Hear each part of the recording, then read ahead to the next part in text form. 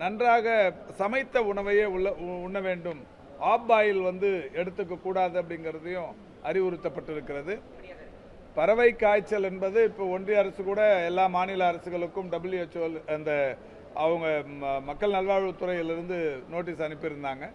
இது எல்லா மாநிலத்திலையும் இருக்குங்கிற மாதிரி தான் நான் சொல்லியிருந்தாங்க.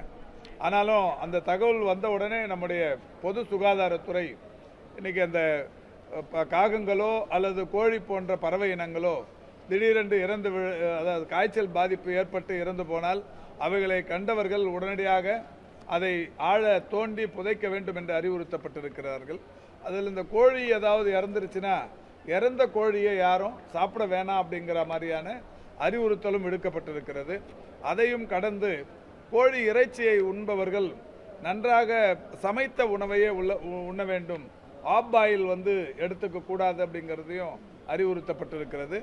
அந்த வகையில் தமிழ்நாட்டில் அது இந்த அறிவுறுத்தல் என்பது, இந்த விழிப்புணர்வு என்பது மாவட்ட அளவிலான சுகாதார அலுவலர்கள் மிக சிறப்பாக செய்து கொண்டிருக்கிறார்கள்.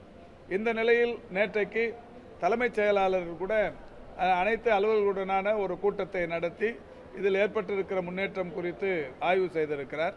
இந்த வகையில் தமிழ்நாடை பொறுத்தவரை இந்த பறவை காய்ச்சலினால் ஏற்படுகிற பாதிப்புகள் மனிதர்களுக்கு தொற்றாது, அது தொற்று நோய் அல்ல என்பது போன்ற விவரங்கள் தெரிவிக்கப்பட்டிருந்தாலும் மக்கள் விழிப்புணர்வோடு இருக்க வேண்டும் என்கின்ற நிலையில்தான் தொடர்ந்து இந்த செய்திகள் சொல்லப்பட்டு வருகிறது.